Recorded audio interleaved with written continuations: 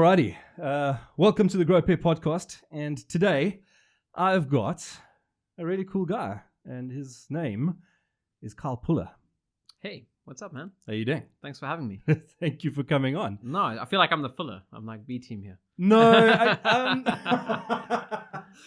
Someone cancelled, and I just was like, I'm in the area. Not at all. No. I think you've got a very interesting background / story / whatnot. So, I think it's worth getting you on. I've seen from afar what you've done in your life, and it's been inspiring for me, at least. You know, look at it and go, "Wow, check what this guy has done." You know, and we can dive into it. And the cool thing, for the podcast, has been quite interesting because I try and interview people, but I try and keep it very conversational. And knowing too much about someone makes it hard to keep the whole thing conversational. Because you're starting at like level 2 there. Yes. And you want everyone else to come in right at the beginning. Yes. So I know what you mean, yeah. So it's been quite interesting. Like, I've had to now stop myself from going, so I know you do A, B, and C. Just tell the audience, because that now sounds interviewish, you know? So I've been going with this thing of just like, you know what? I'm not going to really do any research anymore. Yeah. Well, also I did no prep, so there we go. There we go. Great. We're perfect. No, we're perfect then. We're perfect. Okay, cool. So I first came across you when I had just moved to Cape Town. I had started up a sound business, and I was doing like gigs and whatever else, doing sound for bands, Muzone shows, and kind of all sorts of weird, dodgy dive places with sticky floors. Yep. And somewhere along the line, I did sound for one of your bands, because you've been in a few. And then I bought a mixer from you. Yeah. And that was like the first kind of major sort of interaction I had with you. Yeah. And then randomly, I joined my brother's company, and my bud's like, "Hey, go see this guy Carl. He needs some network cables pulled in his office." And there's you standing there again. So totally randomly, twice in my life, I bumped into you. Yeah. Dude, I think this is a good sign. It's probably good to mention that the gap between those two occurrences is like 10, 15 years. So I think like it's a long time. I think it was about 9 years. Yeah, that's probably, yeah. Yeah, it was about 9, maybe 10 years. Because I've been in Cape Town now 15, 16 years. So would have been like 2012. Yeah, it makes sense. 2012-ish, I think. Yeah. 2011. Yeah. Yeah, because I think it was like year 2 when I was back here. Well, in Cape Town at least, that I bumped into you. But you come out of the metal scene, and something I've noticed, I don't know if you know Brian Binneman. Yeah, right. Well, so Facing the Gallows, ex-vocalist. Yeah. He's into like art and this kind of stuff you do. You are. And then, I mean, I've been to your office, and it just looks like a bunch of reformed metalheads working in your office. Yeah, there's a lot of people from the music scene there. I think it's a really good breeding ground for talent and for resourcefulness. So when I started the company, I clutched the people that were right in front of me, and Liam was a drummer, and I was like, I did a lot of graphic design, because graphic designers, you don't want to pay someone else to do it when you're in a metal band. So some people like hone their skills. So I grabbed him, and then it was just person after person. It was, like half of our office has been in a band or been in the scene in some capacity, which is cool. And metal logos are hard to make look good on a flyer. Yeah, or just to work with, like you know. So when you're, I cut my teeth. I used to think I was an event organizer. Dude, I went through it as well. So we went through myself and Byron Resch. We started Duel back in the day. We used to organize events, and that was kind of my way into the space. I wasn't in as a band member. I was in as an organizer, and there were very few organizers at the time, and very few that were doing things like well, right? We had just come off of like the scene had a big burst before us, and there were some really good organizers. I think they had like the skate park was a big thing back then, Boogaloos, and then there was like the scene completely died. That goes through like you can tell that goes through this, right? So. When I entered, it was one of the downs. Like there was no all ages shows in Cape Town, and Cape Town and Joburg very separate scenes. Like we only knew the big bands, and no one ever like toured. So when we came in, we just decided to like try be as organized as possible and try to promote shows. We were quite quick on. We were like the first promoters in the local space to be on like Facebook, because we started on MySpace back then. Oh goodness! We were all like hacky. We thought we were so smart. We'd make these like really cool GIF banners and used to host your images on like a different platform. Right. And the link would point to the hosted image. So we'd get all the kids to kind of like put these GIFs of our next show on their page, on their MySpace page, and then we would just change the GIF for the next show. So every time, so that we just like bought space on everyone's MySpace. Yeah, just things like that. And then when Facebook came out, we would grab it with both hands, and we. Yeah. So I thought, for a long time, I was like, wow, we're good at the music business side of things because we're packing venues. We're packing 600 people in Weinberg, which is illegal. I can say that now. 500 was the cap, yes. But we got 600 in there. Hammer the Masters was packed. Like we had to send kids home after we were like well over the limit. I was like, no, if someone gets hurt, I'm in trouble. And I had to tell like a van full of kids with their parents, like, sorry, you came too late. Like you go home, you know. So I come to the next one. And the Joburg show was also huge. We did a Tempos show. That was a really good run. But I think in that time, I didn't realize that what I was good at was the marketing. Yes. And I thought it was like the other stuff. I was like the music industry, the scene, the culture. Like I had attributed the success to us like being organized. I didn't realize that we made experiences and we presented them like experiences, not a show or a gig. We never called our shows gigs because a gig just felt like it happens today, it happens tomorrow. Like we made a name for it. We made a theme for it. We had like a corporate identity. A brand identity to a point. We kind of like hack jobbed that until we met some really cool people like Brendan Barnard who gave us like, he came from the advertising world and he gave us like, real input. But yeah, I think that, so when I saw Byron, my business partner at the time, when he moved to the UK and he got into marketing and then he was like saying, hey man, you should be doing this. Like you should be doing what I'm doing. I was like, I'd kind of like settled down. I disappeared. I dropped off the map. I was working a corporate job at the time. I was kind of happy to just trying to try out the more responsible life because I'd done all the band stuff. Yes. And what came of that was just he made me really uncomfortable with like, he kind of like reignited the whole like, this, I'm not meant to be working a desk, Ironically, I work a desk now. But you work a desk for yourself. Exactly. And so he just made me really uncomfortable with the life I was kind of like setting up for myself, and to the point where I couldn't ignore it. I would look at my boss and I'd be like, do I want that job? And the answer was no. And then I was like, okay, above my boss, do I want that job? And I'm like, that person doesn't look happy. It's boring. Like, and then I was like, I don't want to be doing this at all. Yes. So after doing a few things, also kind of marketing meets music industry, working with other people like Good Luck and a few others, eventually decided, the best timing, by the way, you want to start a business, wait till your wife is about to give birth to your child and then go, hey guys, I'm going to quit everything and start a company, and just watch everyone's reactions. It was a terrible strategy and timing, but I think also at the same time really good because I think we let ourselves fail a lot of the time when we have ideas like you want to make a podcast, right? Yep. You go, I don't really have to try super hard because if I fail, what's the cost? It's just some time of mine. But if I just say, okay, great, but now if you fail, your family doesn't eat, suddenly the podcast has to be huge, right? Desperation is the fuel of entrepreneurs. It's as far as I'm concerned, because the best businesses that I've opened have all been in that space as well. Where it's been like, you're dead. You've got no car even, or you just scraped together a couple of grand and you've got a car and you can't pay rent in 30 days. And it's like, crap, now what? And then boom. And then it has to graduate from being desperation to being purpose, right? Because you eventually will cross a line where you're comfortable. And if you can't switch it on anymore, that's where you like, I think we a lot of the time, either we let ourselves fail or we let ourselves not push because we're comfortable.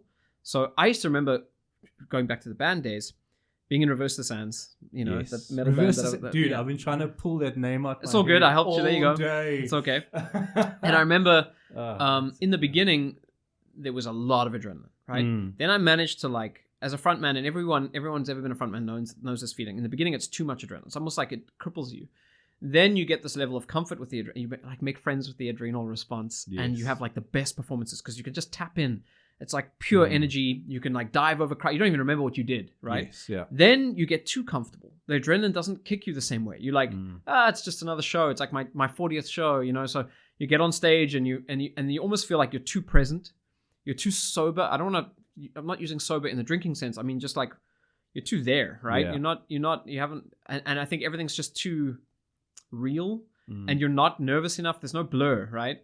I don't know, you're not using the right words, but anyone who's sat in that space or maybe like competed in a combat sport or like, it's like there's a flow state where your adrenaline and your presence are like matched. And if you have too much like you're too present, and then you don't get the adrenal response. So I used to then find ways to make myself nervous. So I'd watch the band before me, and I would tell myself they're so much better than us. Oh my gosh, everyone's gonna be so disappointed when we got to beep. Yeah. This is why we have the spare camera. Nice, no worries. This GoPro and me are gonna have a fight one day soon. It's all good. So yeah. I would then find ways to make myself nervous. I'd be like, I'd stick my head out, and everyone disappears. Like if you're in like Gandalf, so wherever you are, everyone disappears from the stage at Raw or whatever in between shows. They'll go outside to get a drink. But I would look at that moment, presently knowing that the place is full, but trying to convince myself that it's empty and it's going to be a bad show, and I better like, or the band before us, or the band after us, like whatever, they're always so good. We can't be like, so I would force myself to get that adrenaline response.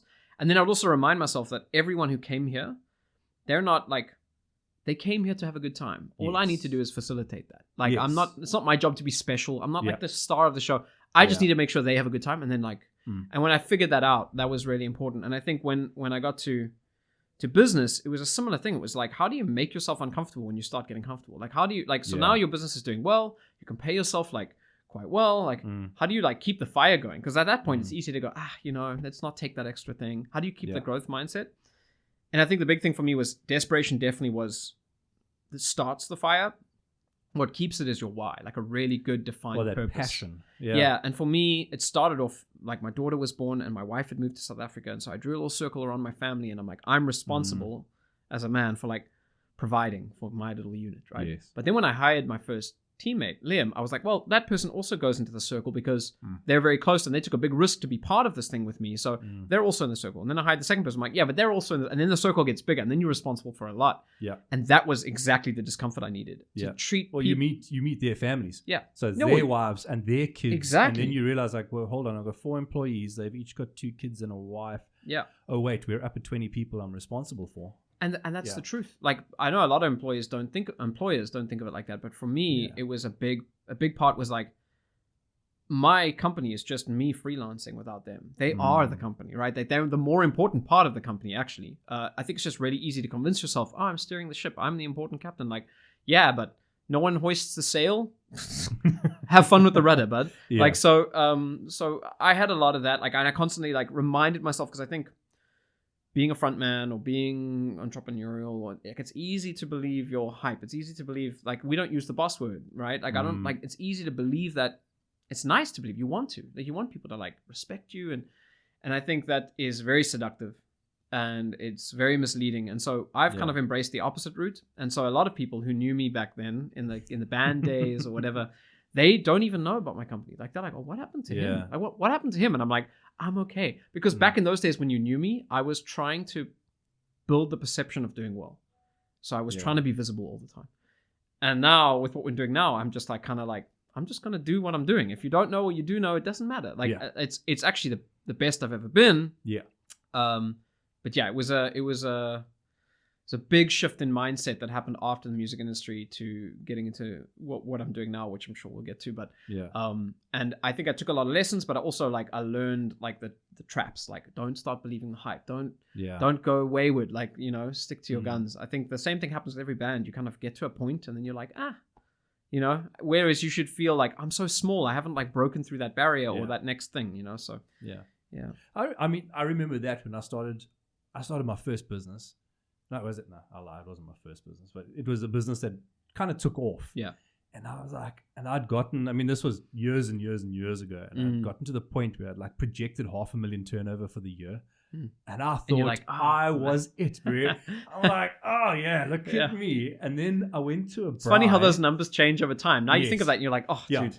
Now it's like, now we're aiming for a lot more. And I went to this braai and we're chatting, and I'm chatting with new people that I met and whatnot. And someone had said, oh, Des, you need to talk to Dave because you guys are both business guys. And I was like, maybe I'll give him some pointers, Let me guess, this Dave guy was like... He's like this chilled out brew in Crocs and like some shorts. Oh no, he owns Facebook or something. And like a wife beater or something. Like, chilled out bro.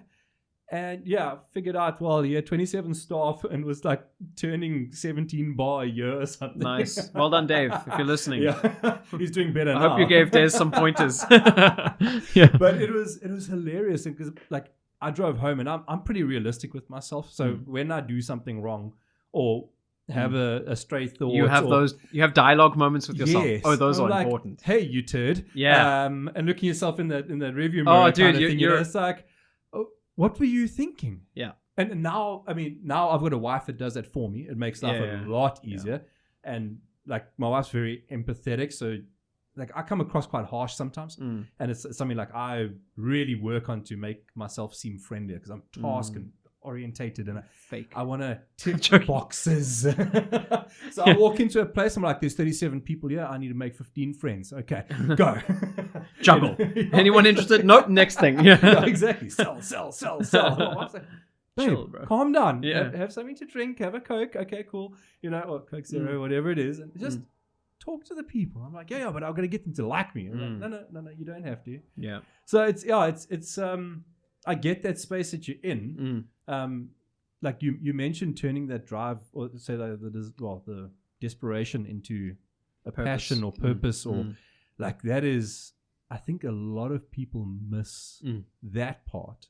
I've been in both. So in like the interesting thing is like the podcast right now, this is just all passion, all purpose. Yeah.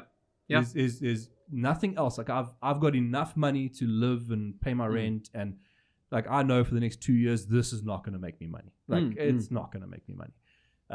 And cool. I mean, if someone wants to sponsor, I won't say no. Yeah. But like I'm not looking at that. Like we'll find a nice beer company or something.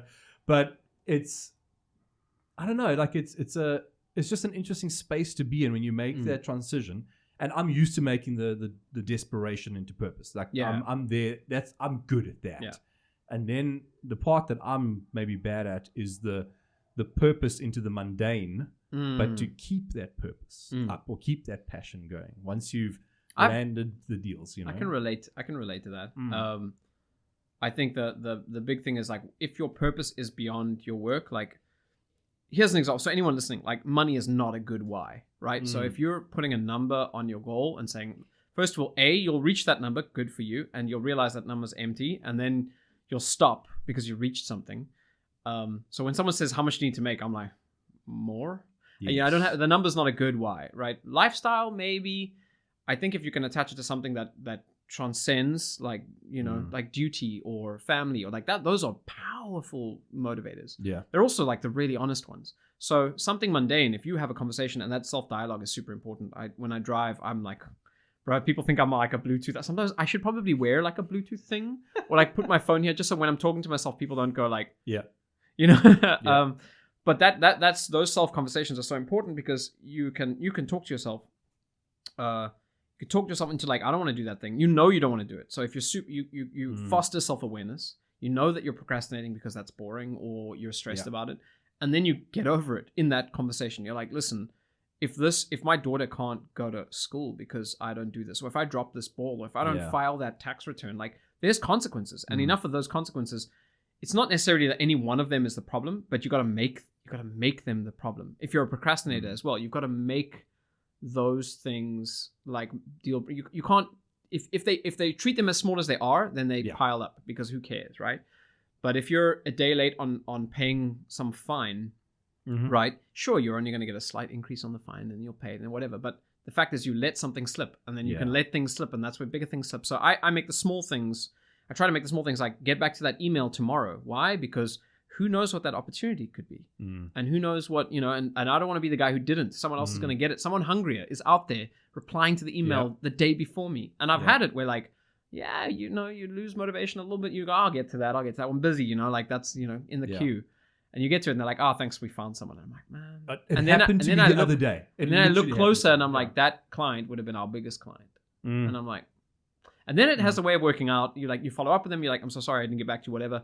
And it comes back and you promise yourself, okay, if they give me another chance, there's no way I take that extra day with them. But it's not even about them in that sense. It's about like there's a Conor McGregor clip. I hate to go to pop culture, but there's one way is like, I tell myself, get up at that time. I didn't get up. And I relate to that one clip so much because the discipline thing, it's like motivation can get you through a sprint. Yes. Discipline gets you through the marathon. And I think my parents have crazy amounts of discipline. Almost I'm in awe a little bit. Like I'm like, how did my dad become a champion jockey? Like cutting weight every week, sweating every week. It's like not eating anything but steamed vegetables every week for like his lifetime. But then he gets to enjoy the I won the July or the Met 4 times, or like, and he holds like records and people know him. And I'm like, that only comes when you take the stairs. There's no elevator to that feeling of like, I accomplished something in, you know, I'm known in, and also just like, I think the biggest accomplishment is like, he put us through school. He fed us. Like, I'm like, for me, I'm like, that's, if I get nothing else right, if my kids are like, you know, not too looked after to the point where they're not resourceful. You got to find that balance. You got to give them enough trials to just make them a little hard. You know? Yeah, exactly. They've got to like find out their own, but I also have to do my job, and my job is making sure that they have a road and a trajectory, and they're raised right, and then my wife and my family and my team, and then, you know, and then it just gets bigger. But I think that's a big thing for me. And those conversations, those self-dialogue moments, self-awareness is a superpower. Oh yeah. Yeah, I'm not even halfway to that self-awareness thing, but every now and again I catch it. I'm like, yo. No, me neither though. Like I consciously go, I need to get in touch. Like I'm like, I need to get in touch. Like I feel like I'm floating. Yeah. Like I'm like going with the flow kind of thing. I need to decide where the flow goes. And then I get like really intentional for a while. I don't know how much of this I can say on a podcast publicly because it's like, it has real life repercussions, but I spent 18 months working on one project, and I was away from my team. And Mark Wolfrey, also from the scene, now in Canada, but was a founding member of our company, still a shareholder. Yes. He kind of held everything together while I was away. So he like looked after everything, which was amazing. I was like 30% there, right? I was very involved with like someone who was basically a client, but also another entity, and seeing if we could set something up. And I just wasn't very present in the company for 18 months.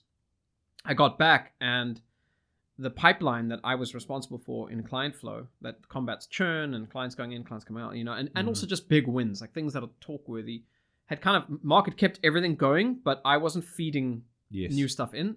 And I only really noticed it after he left, when like that gap of pipeline, eventually that churn caught up. Yes. And I spent the next like 3 months being super intentional, traveling to conventions, meeting people and stuff. And this is kind of when you were doing the office. That's when this was happening, right? Yeah, you've been overseas a couple of times. And it was a cool feeling to realize how resourceful I can be when I'm intentional about it. And now the challenge is, how do I like keep tapped in? Like, how do I keep dialed in? Because it's like you get a couple wins and you're like, and then you're like, no, I can stay. I mean, imagine how far I could go if I just didn't turn off. And I'm not saying burn out or anything. Just it's not. I mean, I don't burn out doing what I do, because it actually like it's like a perpetual energy machine. Like while I do it, I get revitalized. I'm like, I love doing it. So why can't I just do it? Why don't I just do that gear, that like acquisition gear, like a lot? And then figure out the retention gear, you know? So, I don't know. It's interesting. Dude, you and me are almost the same person, because I love the acquisition. The retention it's cool, but I'm not a farmer. Like, I'm a hunter. You know? You just got to remember, it's like, I don't know, it's like 4 times more expensive to acquire a new client as it's just keep one you have. Yeah. Well, it's the same with staff as well. It's also it's what, 300-400%. For me, I refuse to lose staff. Like I will lose. I mean, sorry to the clients if you're listening, but I will lose a client before I lose a staff member. In fact, if there's a conflict, and I don't know which one to, you know, like listen, I'll probably take my staff because I know them really well, and also that we have good clients, so we won't win. But it's been a time in the past where there's an adversarial relationship, and I'm like, I'm sorry, client pays some money, and that's important, right? But this person is part of the machine that makes this doable, and I know that they're good because I work with. So if I got to pick on a clash, I'm picking my person, I'm picking my team, and I've done it multiple times. And I just think it's like your staff are the recipe, right? And your clients are the cake. If you have the recipe, you can make another cake. Yes. Like, and I'm not an acquisition churn guy. I don't like having a pipeline of clients because I'm losing them all the time. I like to keep clients for ages, right? Like, we lost our first client. We got our first client when we started in May 2017. We lost them because of COVID. So it wasn't, so it wasn't because of like something that we did. It was like they literally got shut down during COVID. And there was other ones that, you know, so for me, like the relationship is super important. But the most important relationship is the team. Because I'm lucky, man. I've got like, you know, like people are like, oh, you're doing so well. I'm like, I found good people. Yes. I found really good people, and I trusted the right people with the right stuff. And that's what I did well. But most of the magic is happening when I'm not, you know, maybe in spite of me sometimes. Like, you know, I'm like the ADD distraction in the office. And they're like, if you let us cook, It'll all look good. Just trust me. But I think, I mean, you being able to take 18 months away effectively from your business. That I heard a thing the other day with this like entrepreneurial coach kind of guy. Said he's like, if you're an entrepreneur, you need to be able to walk away from your company for 3 months and come back and it's still functioning. Like that's when you, okay, cool, I've ticked the box now. I think sort of entrepreneur because you've built something that works. I agree with that, and I disagree with that. Like, I agree with it for the reasons of like empowerment and fostering leadership and having self-sufficient staff that don't need you to hold their hand. But a lot of people saying if you have to work in your business, then maybe it's true because they have to line. Yeah. But I want to be active in my business. Like I don't want to walk away. I thoroughly enjoy what I do. And this is someone was saying, oh, but you'll never be able to exit. I'm like, who said I wanted to exit? It's like, yeah, but it's an agency. You don't want to do it forever. I'm like, dude, if I won the lotto today, I would just do this. Yes. So have fun trying to acquire. I mean, I'm shooting myself in the foot for an acquisition, but you don't start an agency if you're seeking acquisition. That's like a tough thing to sell. You start a product, right? Like, and we're doing some other things and maybe that's down the line, but I didn't buy this to sell it and didn't build it to sell it. And I'm not really interested. We've had offers and I'm like, no, because the contract will mean I'll be some kind of non-compete where I can't do this, or I'll be locked in for 2 years working for something that's not mine anymore. Our team we've worked really hard to be independent. We own our building. We designed our building. So we like the architectural stuff before we even went to an architect. We built it out of cardboard. We bought the property. We saved up the money out of our own cash. We built the building. Like, if that doesn't tell you that we're an independent, not really interested in being like shopped off, like, I don't know what tells you, so yeah, but I agree with it in the sense of like fostering leadership, like not having a bunch of people who need to be told every day what they're doing. That's the side that I resonate with. Yeah. But there's nothing worse than, I mean, as a business owner, you drove here tonight, and God forbid something happens, you prang a car or something else, and needs to be able to work. And now you're laid off or whatever or laid up at least for a couple of months.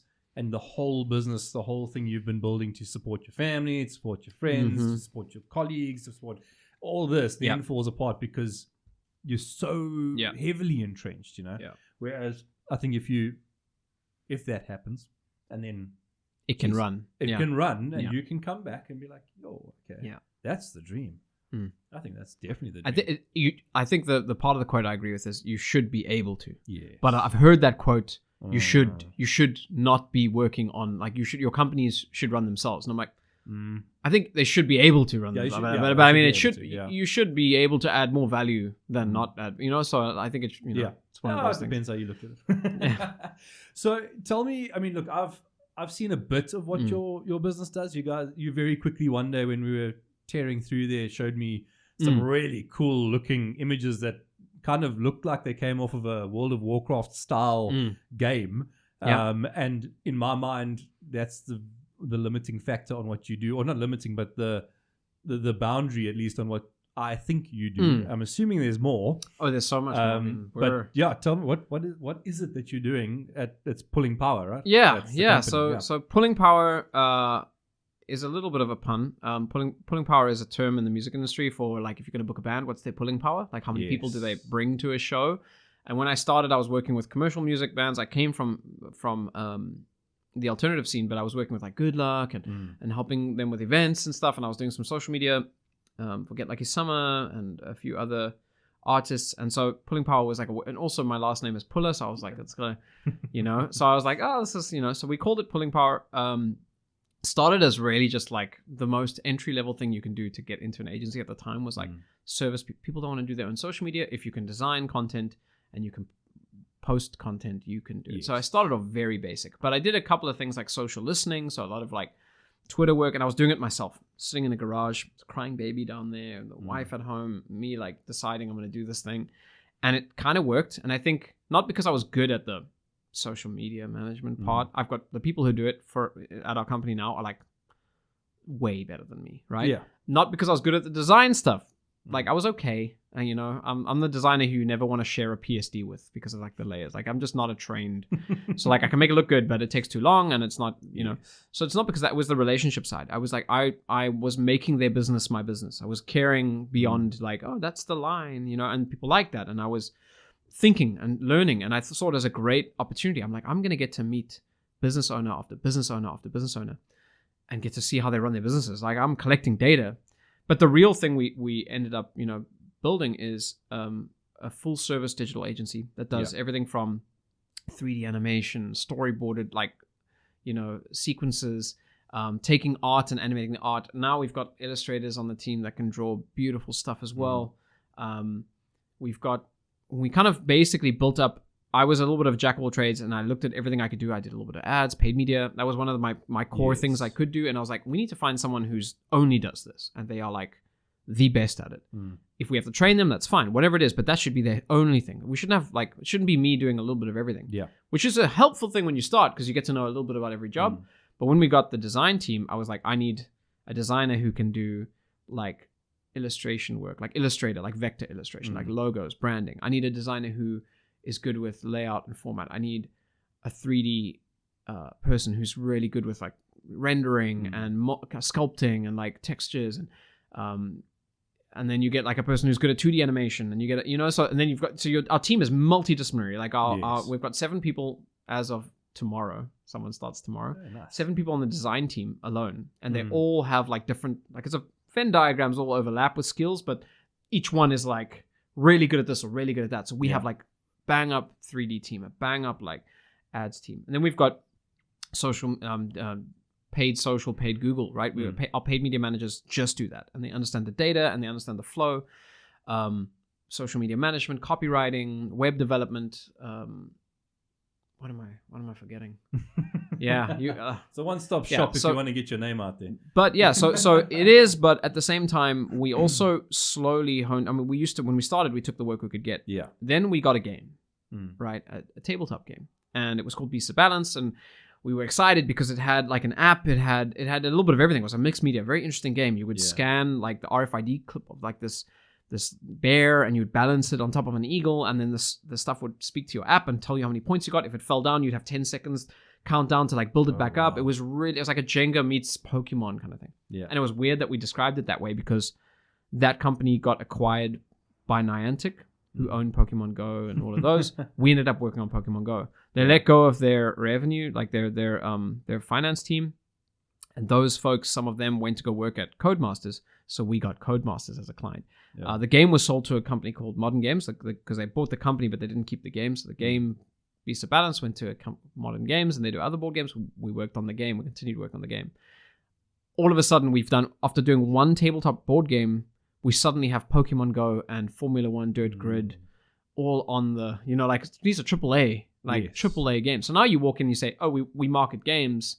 And people are like, oh, what games? And we name them, and they're like, oh, yeah. You're so we went from being nobody in that space to suddenly having something. And this is from a few key people who looked out for us and thought about us in the right conversations at the right time, right? They just were like, oh, these guys are good, because they knew that we were good. They just hadn't the experience in games.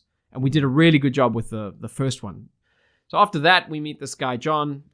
This other guy, Andrew, puts us in touch. These are 2 very important people in our story. And John introduces us to people in the tabletop space. John works at Kickstarter, he does crowdfunding, and he goes, hey, you guys would be really good helping these people, helping those people. And that was the beginning of like a whole new chapter. We started off thinking, oh, tabletop games are cute. Like, they're fun. They keep the designers engaged. They're fun, kind of, but the money still comes from corporate, right? Like, you get like a big company. I was wrong. I was wrong. I thought tabletop games were cute. I was so wrong. Our first crowdfunding campaign we did in tabletop, we did animated like assets for ads. So we did like they provided the art, and we animated the art into really engaging ads.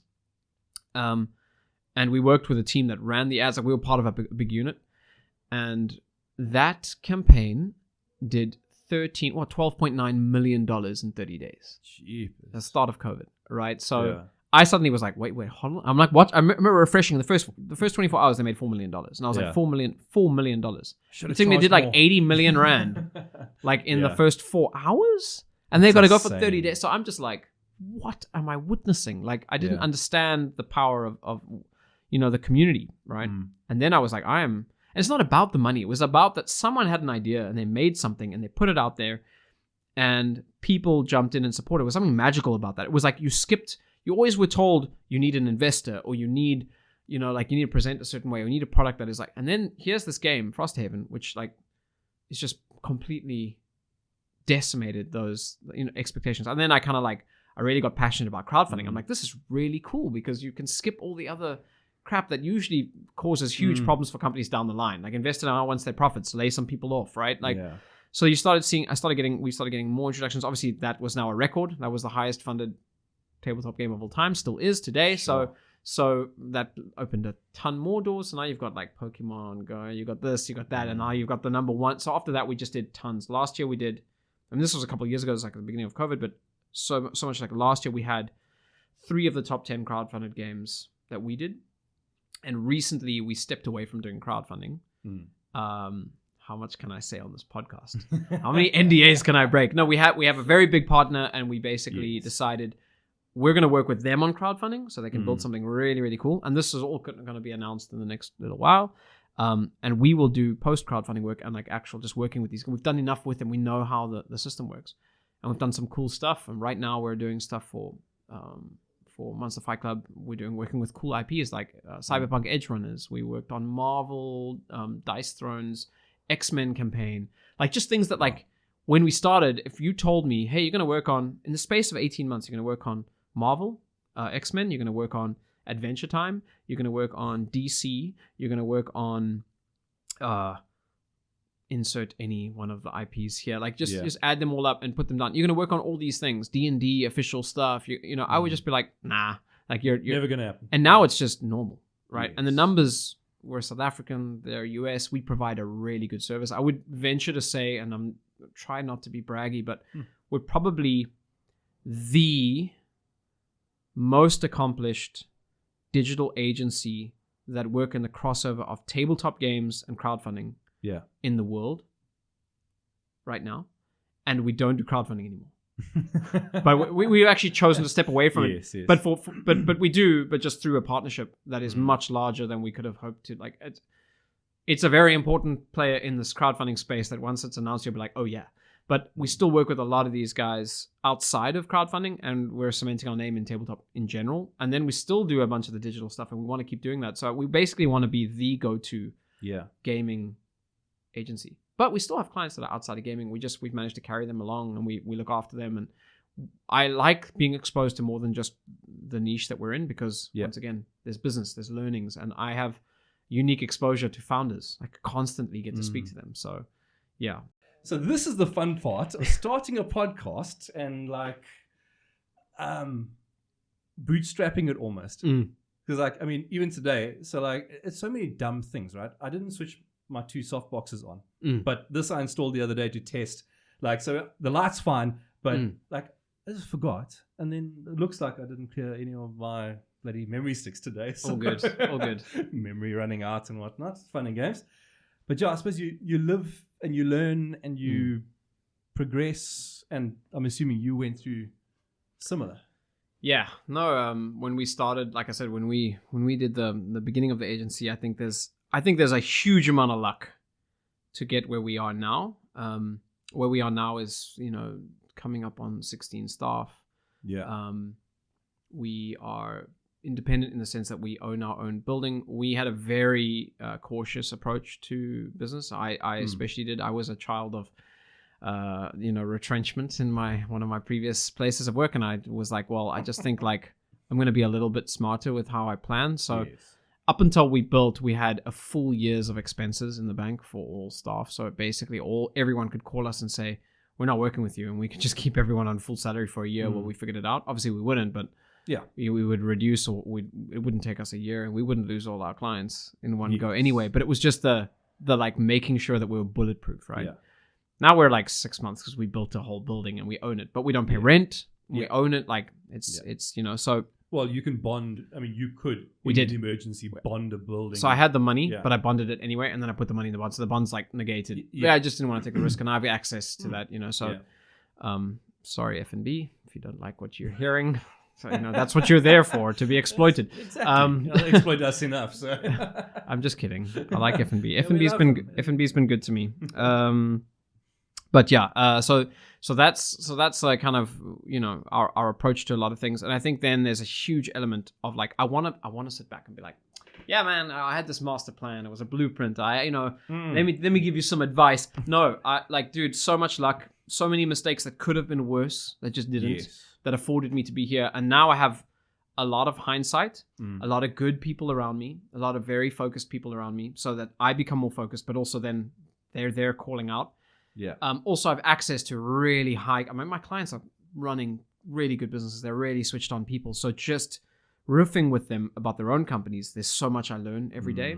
I feel like, people come to me and they're like, we're consulting, we're providing a service. But what I'm doing is I'm just assimilating tons of high level input information in real time, real companies, real decision making, not course material, not, there's nothing that beats that level of and then just the team around me, they're hungry for knowledge. So that example is Jesse, who runs paid media.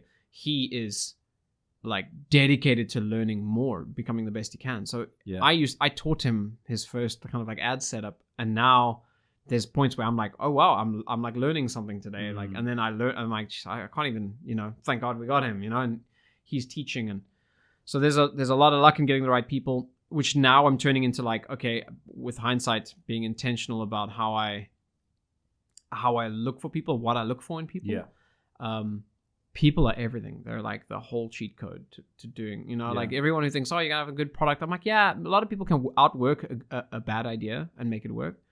And if you have a good idea, then you could be lazy. Having a good idea or a good offering and working super hard and having the right people, that's the cheat code, It is. I mean, I was chatting the other day. So I do a little bit of kind of I don't want to call it consulting because it's not really, but the podcast and then my work gives me access as well to a lot of business owners and whatnot. And I was chatting with one the other day, and he's going through a fun time where his business is he pushed away from it a little bit, and he's now come back in and he's having to restructure it a bit and build it back up to the glory days. He's got a couple of other businesses, and he admits and he says, look, my focus wasn't there, and so he was just saying, and I was asking him his sales team. So when I do sales, I grew up in old school sales. So there's no beard. It was suit and tie, Joburg. Cover those tattoos. Tattoos, long sleeve shirts, cufflinks, that was me, Now it's bald beard tattoos, different. That's more story. Trustworthy. It's oh, you're a real human being. Great. You're a human. You're not a suit. And so I was just going through well, what are your staff doing to upskill themselves? And he's got 8 or 10 salespeople. And he was like, I don't know. And I go into their office because I do part of the IT. So I see stuff he doesn't see. And I've had chats with the guys and I'm like, well, they need to be watching sales videos. So for myself, I'm a career sales guy. From when I was a picky, I'm 41 this year, I can sell. I don't have to stress about it. It's native to me, it's normal. I walk outside. I've always got business cards within arm's reach, and I'm constantly selling, whether it's myself, my product, or something, whatever else. I still watch sales videos.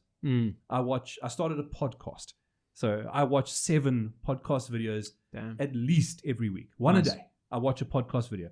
I then watch a video every second or third day on how to interview people, and that's a tough one, how to talk and how to shut up. And that's the one I don't know. Show me that video. How to shut up. Where's that one? I need that one. And part of doing the podcast was to do that. So in my mind, I've been talking now for about 3 minutes, 2 minutes. It's too long. Alarm bells. And my alarm bell is going off. I'm trying to make the point, but but it's interesting. And then it's okay, cool. On my bookshelf, I've got Justin Cohen, Pitch to Win, Jordan Peterson. I've got Discipline and Reading is Entrepreneurship. Important, These are the books I'm going through. I start 75 Hard tomorrow, and I'm going to be hammering through those. And having, I don't know how to instill or how to find, or maybe it's not, I don't know, but it's a thing of how do you find those people that upskill themselves to a level where you can come in, and then it's the push, as the leader or the whatever else, and you seem to, and the way you talk about your team and what I've seen of your team, they seem to be you almost maybe have a clean sweep where you've got a bunch of people that are all trying to really make themselves better. You're trying to make them better. And our team right now is like it's that. It's insane. It's like It's a Super Bowl winning team. It's a high performance sports team that isn't playing Yes. sport, but like everyone is really good at what they do, and solid on a personal front. Like they're, I don't know. It's having worked at corporate, I recognize the value of what it. Like I've seen, and this is the thing when we hire. My opinions, right? So I think the average job, the average company, when we started ours, I said the world doesn't need another agency, right? Like what are we going to do different? If we're not going to do anything different, then like what's the reason for doing this? Because I want to be in charge of it. Is that a good enough reason to do anything? Like I can make more money doing something else. I could probably have less stress doing something else. What am I doing that is special here? And I think the big thing for me was when I worked in corporate, and a lot of people can relate to this, you get to this point where you're waking up super early to catch like a My City bus or something to get to an underpaid job, where you're going to work all the way through the night, right? And you're hoping that there's some kind of corporate loyalty. Okay, you get your evening, but you're exhausted by the time you get your evening. You get stuck in traffic on your way home, and then eat, sleep, repeat. You do it all day long. You're on a bus going somewhere you don't want to go, right? Like, or you're driving in traffic going somewhere you don't want to be. That's already that feeling. It's like you're not in control of your own life. That's the first feeling I had. The second feeling I had was that I was trading 5 days for 2 days. So I was trading like all my energy over 5 days. I would sleep half of my Saturday to like get some of it back because I was in a job. I'm not a financial person. I was in a financial job, and I was working twice as hard just to do what the average person who was financially oriented would have delivered. Yeah. So I was also not well. This is my own fault. That's not the company's fault. That's me going, I really want to make this work. And my determination trying to outwork, like, whether that's even for me. Yeah. But I mean, I used to my login on my PC at work was motivation. Like I would reset every time I logged in. I would reset, like, I have to work hard to, like, every day would be the same kind of like, how do I turn this into discipline, not So, I mean, that's how it started. Then I was making a company. I was like, I don't want any of those things. But more than that, like, how do I make sure that I'm not delivering something that is just a machine that creates those things for other people? So first of all, you spend more time with the people you work with if you have a traditional job than you will with your wife, with your kids, with your parents, right? Yep. You will basically see them every day. If you don't like those people, what are you doing? Yeah. Like, why are you going? You're going to go hang out with people you don't know. Like, it's a bad trade. I'm like, copyright that term. The trademark, the bad trade. Like, employment is the bad trade. It's like 5 days a week with people you don't have any choice. Maybe you like them, maybe you don't. You have no choice though. Tomorrow, boss man says this person's sitting next to you. You don't like this person? Too bad. So with us, there's like a vibe check. We interview people. Then I speak to the team. What did you think? What did you think? Get them around, have them talk a little bit. Everyone's come through that, right? Yeah. There's things where someone has told me like, well, you're doing it the wrong way. And I'm like, but it's working. And it's been working for a while. So I'm just going to, like, you do you, I do me, but my thing's working. And there's sometimes where people say, well, that's risky. And I'm like, I'll take that risk. Like, if it costs me something and it's monetary, I'll pay the monetary cost. I'd rather not damage my culture. I have an incredible culture that should be defended. Like, it's just, it's small. It's easy to have they say it's easy to have a good culture when you're small.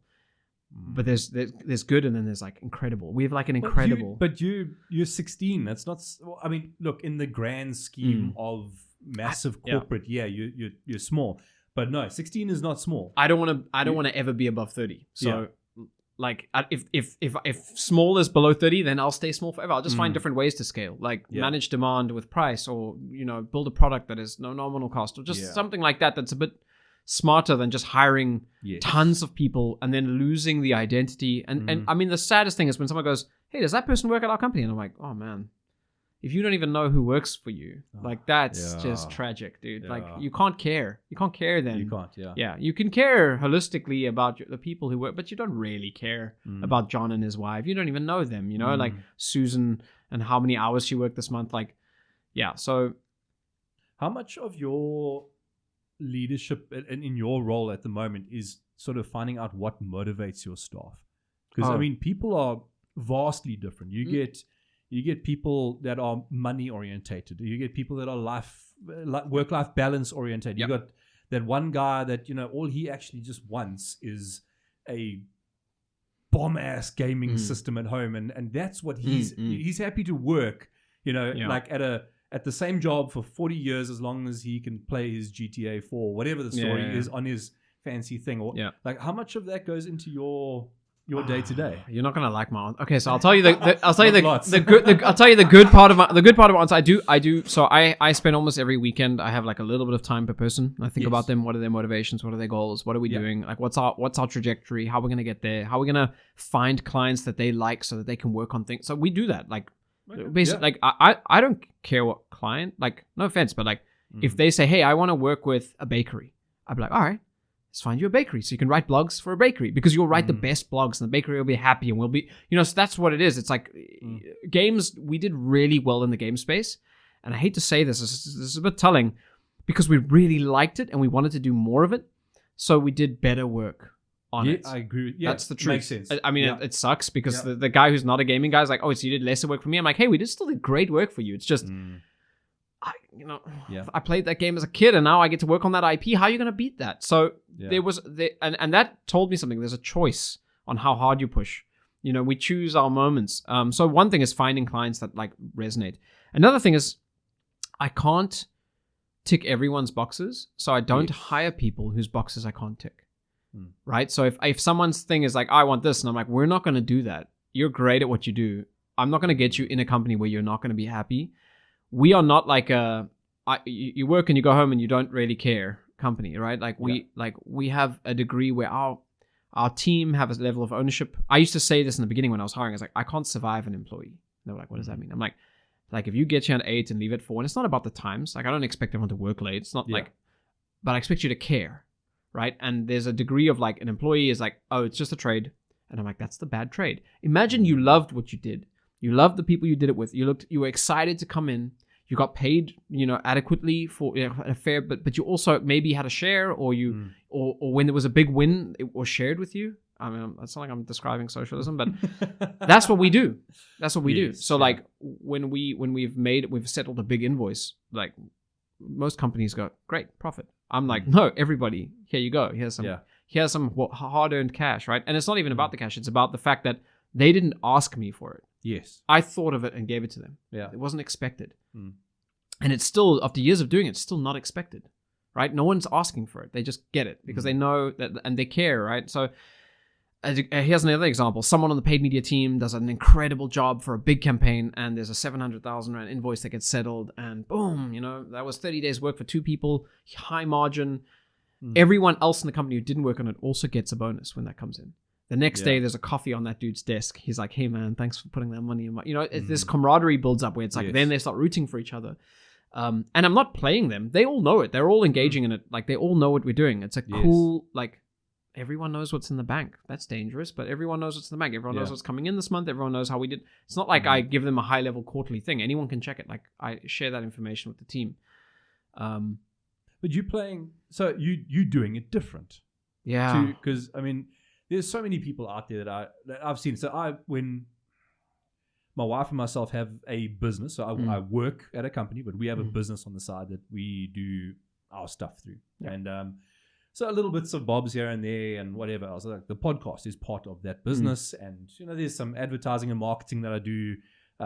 Like you right in the beginning, I'm there and I've like got a few little, jobs that I do and whatnot. But when we opened the business, I said to her, okay, imagine we have 20 staff. How would we, number one, structure the way the money coming in versus the money go out? How do we structure that? I would like to give people incentives and we've worked it right from the beginning. Yeah. So when we've had people come in and work for our company, and I've got freelancers, they come in, they don't get to know what's in the bank. But sure, freelancer. I mean, I get it. But they do have a very set knowledge of how we are structured and how we work.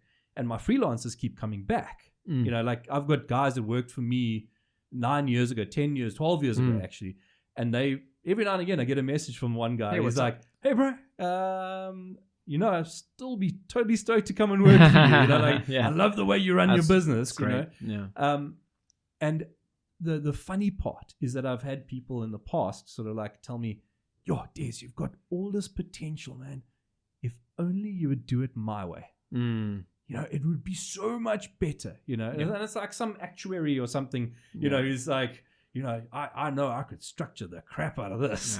Yeah. And it would be great, you know. And I look at it and I go, yeah, I've left a lot of money on the table and I've had whatever and whatever. But I don't burn any bridges. I've got people that are happily will work with me, for me, you know. And also, are you fulfilled doing it? Well, yeah. Because if you change it so much that you no longer, like, that's the thing that people always give business advice. I'm like, yeah, but no, because then I won't do it. Like, then it's just another business. And there's lots of, there's 1,000 ways to make money, man. Yeah. There's the whole, like, promise the world and don't deliver and take 3 months retainer. Like, that's a meta. Churn the clients, right? There's a million ways to do it. But why? Yes. Like, why? Like, if you want to make money, there's so many. Like, don't stop. Listen, if you want to be entrepreneurial because you want to make money, stop. Yes. You have to love what you're doing. You can make. I mean, I'm not saying you can't do it. Like, but there's easier ways to make a buck. Yeah. And not have to, like, sell your soul to you know, like I think the media's done this way of, like, really, you know, making entrepreneurship sexy and, like, trying to, you know, like, oh, you know, like, you own your own company and all this stuff. And I'm like, bro, like, do you know how much paperwork? You know how many emails? Do you know, like, it's, I mean, you have to love it. Otherwise, like, if you just love the money, you never see it. You'll never see the money. But I think they've been selling this, like, you've got to be number one. Oh, yeah. You know, and then you listen, like, I bring up Gary Vaynerchuk a lot because like, is people that love him, people that hate him, and people that are tired of him. Yeah. But he's preached the same thing pretty much since day one. Yeah. You know, and it's love, passion, all of that. And, like, what I've enjoyed lately is he's been doing, like, these throwback videos where he's like, to the wine library days where he was wrong. Like, probably just post wine library when he started doing the business consulting and the marketing media and all that. And you'd be like, oh, this is what I'm saying about A, B, and C, like Musically / TikTok. Yeah, it was great because he said a whole bunch of stuff like it's going to be a massive player. You're not going to be able to do business almost without it. Yada yada yada yada. Everyone is like, you don't know what you're talking about. Or they were like, oh, he's so smart, but then they knew that beforehand. He just said it in a better way. Yeah. I have no idea where I was going with this. Well, here's my theory on Gary Vee. While you find your place, my theory on Gary Vee is if you're tired of listening to Gary Vee, you should have tuned out. Gary Vee says all the things that you need to hear when you're in, like, the early phase, right? Yes. At that point, you need to think for yourself. If you're still listening, you're turning Gary Vee from a launch pad into a crutch, right? Yeah. His content is not designed for people who are in their third year of business. I don't think. Like, I stopped listening to Gary Vee. I was like, listen, if I agree or disagree, either I knew it or I knew it and I disagree with it. But there's 20 successful people that'll disagree with me and they're right as well. Yes. Right? So there's 1,000 ways to do things. The things he preaches that I believe, like, self-awareness is huge. Kindness is huge. Like, all that stuff, like, that's all right. It's just that, like, now that I know it, I don't need to listen to it anymore. Well, he says it in his content. He says, like, basically, you need to stop watching my stuff at some point. Because, exactly. Like, you can't carry on. Yeah. It's not, he's designed for, like, levels 1, 2, and 3. And after that, if you're complaining about Gary Vee being cringe, I'm like, yeah, but you're not the market. The market is people who need to. Now, there's some things I don't like. Like, he talked about working, like, ridiculous long hour days. And I'm like, how much of that is viral content and how much are you actually, because you got kids and you got a wife. And, like, are you doing that? Because I know. Well, he got divorced, so. Well, that happened. You know. I mean, there you go. There's a cost, right? There's always a cost for everything. And you know, I know that the cost of me working hard is my family, but also the cost of me not working hard would be my family. So where's the balance? And it's very, once again, things that are seductive. It's very easy to tell myself, yeah, but this is for them. This is for them. And sometimes, like, they're like, okay, we're good. Come inside, have dinner at the table. Like, right now, they're having dinner. I'm at the podcast. It's your fault. Yeah. It's your. No, I'm joking. Yeah, but totally. you get the idea. So sorry. Like, and that is the threat that is for, like, the entrepreneur that's a real entrepreneur, I think, because who might have say what's a real entrepreneur? I'm not a gatekeeper here, but the people who actually love the process, because you can get stuck doing work till 11 o'clock at night, 5 years in, and I still get, like, I could. If Emily would let me, I would just work through the night, dude. Like, tonight, I would go and I would just work. Yeah, it's dangerous. Yeah, because I know, I think about what I could get done. I'm like, sleep versus getting this stuff done. Yeah. I get you. But there's a balance, and if your why is your family, then there is a degree to which work can hurt them. And so you know, and the Gary Vee message was just very, like, you know, working ridiculous days and, like, stop whining. And I think there are people who need to hear that. Absolutely. There's coffee shop entrepreneurs, I call them. The people who are, like, spending a lot of time branding their car, and the first thing they do when they start a business is get business cards. And I'm like, okay, do you have a business? Do you have a client? Have you sold something? Can you solve a problem? Can you solve? Yeah. Otherwise, all the other stuff is a waste of time. It's like, what's your Instagram followers? No one cares. Yeah. I just post my kids on my Instagram, man. I'm like, I used to care about my Instagram a lot more when I was a lot less successful. Yeah. Now people are like, oh, what's he doing? He dropped off, and I'm like, or did I? Yeah. I was never on when you knew me. Yeah. Dude, I think it's actually a great place to wrap it up. We've clocked an hour. Wow. So quickly. That's went so fast. Yeah, hour and 4 minutes already. Can you believe it? Thank you so much for having me, man. This is cool. It's such a pleasure. I'll get like all the details from you to throw in. But if someone's now wanting to launch their desktop, well, what's a tabletop game? I'm not a fay with the lingo. Yeah. They can get hold of you and I mean, I can't do your crowdfunding, but I can introduce you to people who are really good for it. Fantastic. But I can, we do a lot of that. We do a lot of that full spectrum, from art to visuals to animation to ads to community management to blog writing, all that stuff. I think the biggest thing that we do that we kind of don't even charge for is just like like how to start. Like we help people get past that point. But yeah, that's just what we do. Why we do it is way more important, and it was cool to be able to talk about it. So thanks, man. Awesome, dude. I need to come and sit with you sometime for an hour and talk strategy. That'll be a great experience. But thank you for coming out, and thank you for leaving your family at home, and all of that kind of the sacrifice for coming through. Man, it's a tough one to do. I know. It's a pleasure. So, yeah, cool. That's it. Cheers, dude. Go pair.